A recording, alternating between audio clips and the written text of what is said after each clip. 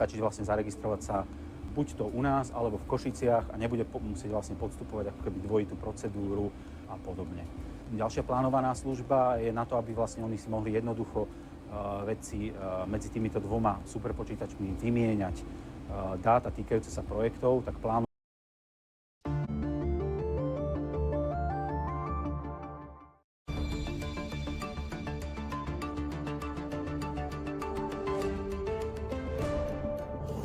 Slovensko zasiahlo zemetrasenie. Otrasy cítili obyvatelia hlavného mesta Bratislava. Ak sa ropa z družby neobnoví, premiér hrozí zastavením elektriny pre Ukrajinu. Slovenskí hokejisti dnes zabojujú o bronz na zimnej olympiáde proti výberu Fínska.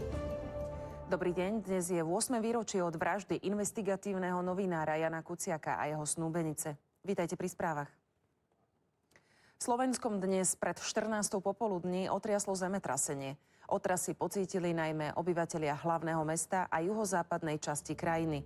Podľa prvotných seizmologických údajov dosiahlo zemetrasenie magnitúdu 4,6. Epicentrum sa nachádzalo len 2 kilometre južne od Šamorína, čo je približne 20 kilometrov od Bratislavy. Zemetrasenie bolo veľmi plitké, vzniklo v hĺbke len 10 kilometrov, čo vysvetľuje, prečo ho obyvatelia v okolí pocítili tak intenzívne.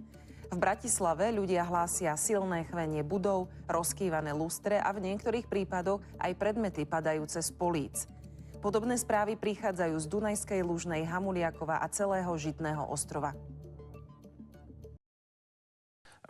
Pretože do reštaurácie sa dostane veľa našich výrobkov, ktoré my sprocesujeme na Slovensku a dodáme do našich partnerov distribučných spoločností, ale keď je sebestačnosť na úrovni nejakých 50%, tak musíme my ako firma sem doviesť z iných štátov, alebo z Poľska, z Rumunska, alebo aj z Ukrajiny, ale tu skontroluje toto štátny veterinár, skontroluje to na hranici štátna kontrola štátu, cez ktorý prejdeme.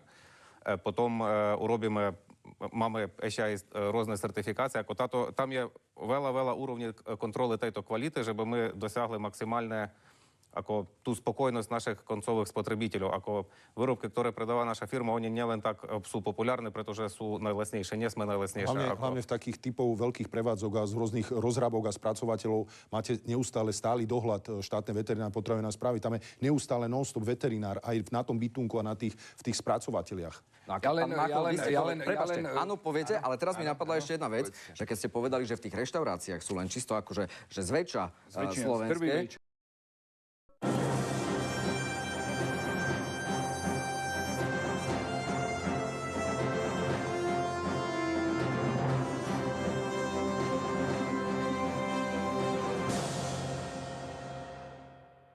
Príjemné sobotné popoludne. Pripravili sme si pre vás ďalší blok správ, v ktorom sa budeme venovať aj týmto témam.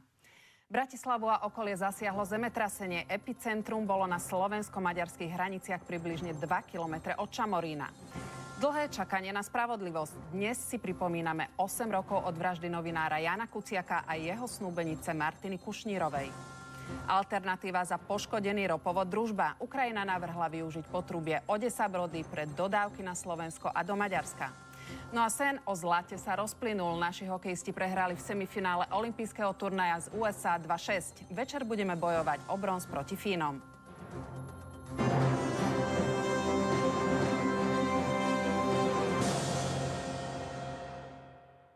Bratislavu a okolie zasiahlo slabšie zemetrasenie s magnitúdou 4,3. Prvotné dáta hovorili o magnitúde 4,6.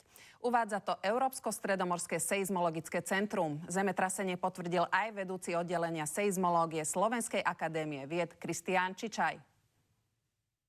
Ako dodal, epicentrum bolo na slovensko-maďarských hraniciach približne 2 kilometre od Šamorína. Súradnice odkazujú na pole v blízkosti obce Kyselica neďaleko Šamorína.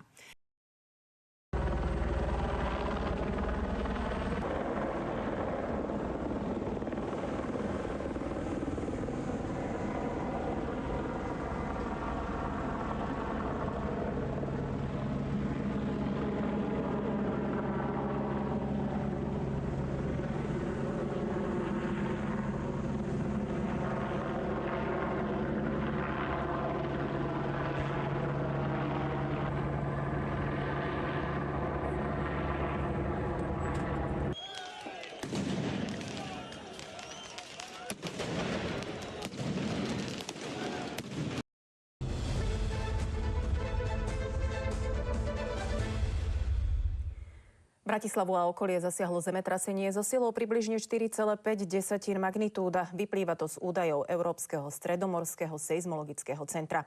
Epicentrum sa malo nachádzať v hĺbke 13 kilometrov. Zem sa zatriasla presne o 13. hodine a 44. minúte. Podľa svedkov zo Šamorína a Dunajskej Stredy sa u nich triasli domy. Niektorí ľudia mali pocit, ako by spadlo lietadlo. Otrasy bolo cítiť aj vo viacerých bratislavských mestských častiach, aj tu na Kolibe. Bratislavskí hasiči prijali množstvo telefonátov od vystrašených ľudí, zatiaľ im však nehlásia žiadne škody. Trnavským hasičom zemetrasenie potvrdila sekcia krízového riadenia. Zistujeme podrobnosti, správu budeme aktualizovať.